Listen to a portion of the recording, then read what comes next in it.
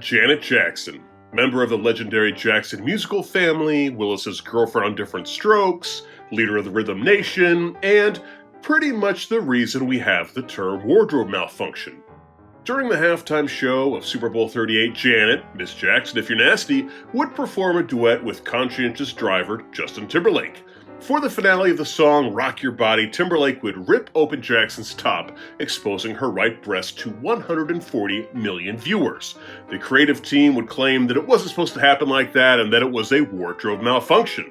And with the skimpy costumes our favorite pro wrestlers wear, it isn't surprising that they've suffered similar fates. I'm Singer Siete for 7 Wrestling, and let's take a look at 7 shocking WWE and wrestling wardrobe malfunctions. Now, before we get into this, we appreciate your support, so if you enjoyed this video, please hit the like button, subscribe to the channel, and tombstone pile drive that notification bell. And a quick FYI, you're not going to see any uncensored goodies in this video. If you're interested in hunting these moments down, hey, Google is your friend, and we're clearly not going to judge you because, you know, we did our research. Number 1. Jackie steals the show. If we can be serious for a moment, poor Lance Storm was having a tough time finding a gimmick that worked. They tried having Steve Austin come out with a pillow and a blankie and chant boring at him. Yes, really. You know that thing Paul Heyman says about how ECW would accentuate the positive and de-emphasize the negative? This was the opposite of that. They tried having Lance dance. Look at him go. It's odd how often the creative team solution tends to be, can we just make this dude dance? And, as if the first 2 weren't bad enough, they tried to get across the idea that he had a large, maple leaf. Now, we actually talked about this recently in our video on tasteless characters, so I won't get too into this about how Lance Storm thought this was an idiotic idea, but, you know, Vince gonna Vince. And how do you get across this new character quirk? Well, despite the topic of this list, it wasn't by having some kind of costume mishap. No. They started by having him step out of the shower in front of Val Venus and his ladies, and the ladies were very impressed. On the November 17th, 2003 episode of Monday Night Raw, they got the point across by having Lance Storm escort Val Venus to the ring in a match against Rico. And when Rico's manager, Miss Jackie, was bounced to the floor, as she'd stand up, she'd back into Mr. Storm's groin with a very shocked look on her face. Hey, that's how my parents met. Anyhow, the problem was that instead of people finding it humorous, they were distracted by the fact that Miss Jackie had popped out of her top. Yeah, nobody was talking about Lance Storm the next day. Number 2, the Russian Sickle. Come on now, you didn't think this list was going to be all ladies, did you? We are equal opportunity offenders. You'll be forgiven if you aren't too familiar with the name Nikita Koloff. He's probably the biggest name from the NWA that never made the jump to WWE. Ric Flair, Sting, Lex Luger, the Road Warriors, Dusty Rhodes, they all eventually made the trek over to Titan Towers, but Nikita Koloff never did, which is an absolute crime because he was tailor-made for what Vince McMahon was doing at the time. I mean, look at the guy. He's a monster. It's like if Nikolai Volkov had ever seen the inside of a gym and had a ton of charisma. Oh, geez. Sorry, Nikolai. It's almost guaranteed that if Nikita ever signed the deal with Titan Sports, that Hulk Hogan versus Nikita Koloff would have absolutely headlined an 80s WrestleMania. The Cold War, USA versus Russia. It's just perfect for what they were doing at that time. Now, he had several memorable moments during his time with the company, but the reason he's on this list is for what happened in the main event of the biggest show on the NWA's calendar, Starrcade. The Russian Nightmare was squaring off against the Nature Boy Ric Flair for the NWA World title at Starrcade 1986. Over the course of the bout, Ric Flair would hit Nikita with a vertical suplex. As the Nature Boy would drop Nikita to his mat, his, Russian Sickle would be exposed for all to see. Oh well, you know, these things happen, but the problem is, Nikita either didn't know about it or wasn't taking steps to fix it. So, referee Tommy Young would reach down and, remedy the issue. What a bro, right? Seriously, next time you're hating your job, remember what Tommy Young had to do that night. As the match would continue, Tommy Young would be knocked out by one of the crappiest ref bumps you're ever gonna see.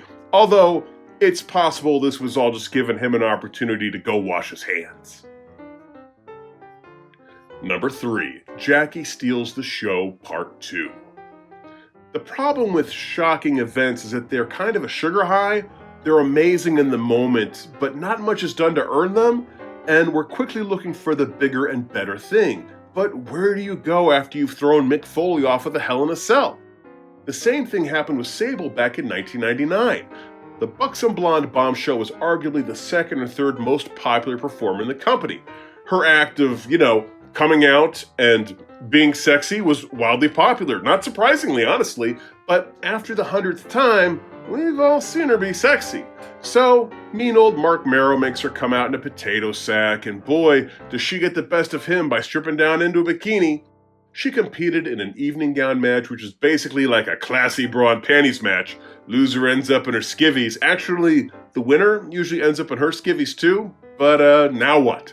Well, the creative team came up with a fully loaded bikini contest that would take place at the 1999 fully loaded pay-per-view between Sable and Jacqueline, and the segment was supposed to end with Sable wearing a very conservative top that she claimed was recommended by Mr. McMahon. Oh, you see, the Mr. McMahon character wasn't a lecherous perv at this point. He was the company owner who was trying to do what was right for business. But yeah, she wasn't going to listen to stuffy old Vince, and with that, she whipped off her top to reveal handprints that had been painted on her breasts. So racy, and infuriated, Mr. McMahon would enter the ring and force her to wear his jacket. I'm sorry, just too many jokes. But yeah, the problem with this segment was Jacqueline went before Sable, and Jacqueline was wearing a much skimpier bathing suit than Sable was. Seriously, whoever produced this segment really dropped the ball. Or they did a wonderful job. I guess it depends on your perspective. And because Jackie's suit had about as much material as a handkerchief, she had some real problems keeping her assets covered, and she failed quite a few times. So for McMahon to get upset at Sable's little art project, all the while Jacqueline is across the ring showing off all the goods, just didn't make any sense at all. Number 4, the family that slips together. Okay, it isn't surprising that the Bella twins have had a moment or two. The reality TV stars were known for their twin magic and occasionally wearing some very revealing attire. And that's exactly what happened on the July 22nd, 2013 episode of Monday Night Raw, where the Bella twins were participating in an episode of Ms. TV to promote Total Divas. Honestly, it's nothing too scandalous or even interesting, aside from it being an exposed famous person. An embarrassed Brie would apologize the next day on Twitter saying, "I apologize for my wardrobe malfunction, I'm embarrassed, and it looks as though the humidity made my tape come off. You'll never see that again." Well, Nikki would have her own indecent moment almost exactly a year later, but once again, nothing to call home about. Accidents happen. What does make this interesting is the way it became a family affair, with an unlikely person throwing their hat into the wardrobe malfunction ring. Well, that makes no sense. Throw your hat out of the ring. Anyhow, none other than Brie Bella's husband, Daniel Bryan Danielson, had himself a little oopsie-doodle at the 2020 Elimination Chamber pay-per-view. In his bout with Drew Gulak, Bryan's nether area was exposed on 2 separate occasions, a reverse vertical suplex off the top rope, and a vertical suplex that took both men to the floor. Vertical suplexes. Kinda like Nikita Koloff? Nah. At any rate, the crowd went nuts. Alright, boo, don't laugh at that. You're better than that. But yeah, maybe John Cena dodged a bullet when he ended up not marrying into this family. He saved himself some real embarrassment, although I will say it is very hard to slip out of jorts. Oh wait, I'm sorry, this video exists? Oh, and he did this in front of millions of people at the Oscars? Never mind. Number 5, phenomenal Derriere.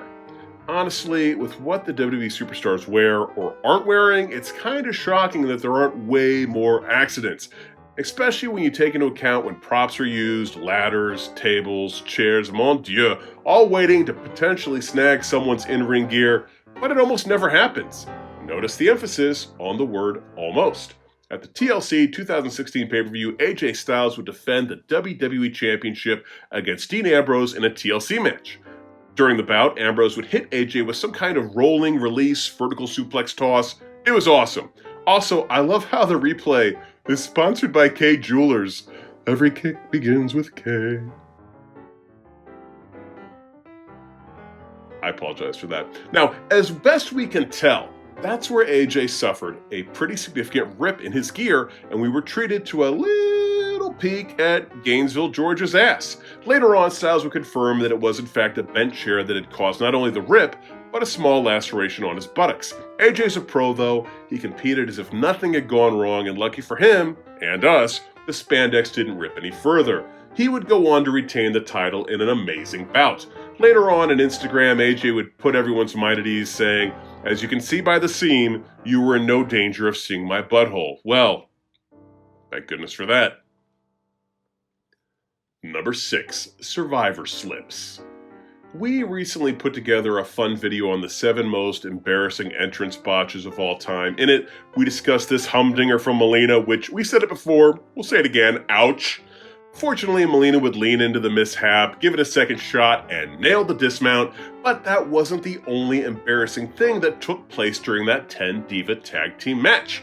At the very beginning of the bout, Michelle McCool would square off against Victoria, and wow, talk about 2 women who were probably overdue for a Hall of Fame induction.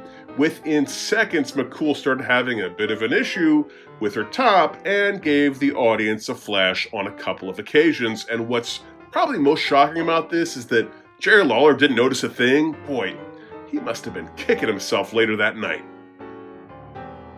Number 7, the Penisplex.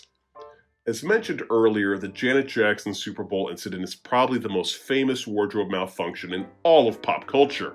However, the most famous wardrobe malfunction in pro wrestling? Well, that distinction probably belongs to Alan Ray Snow.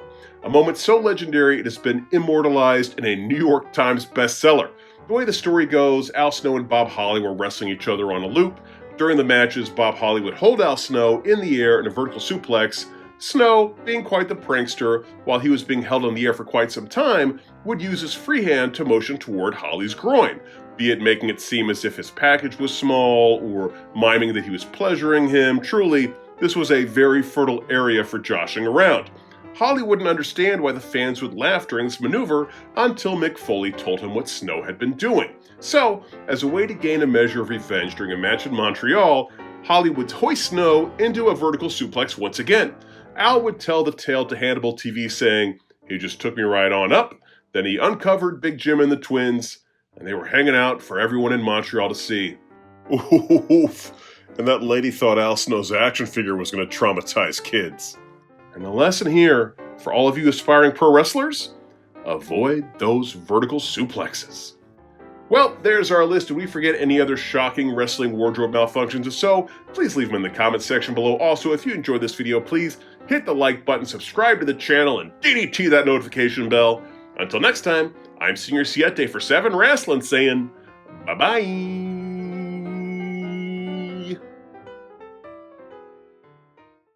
Well, there's our list. Did we forget any other creepy WWE coincidences? If so, please leave them in the comments section below. Also, if you enjoyed this video, please hit the like button, subscribe to the channel, and RKO that notification bell.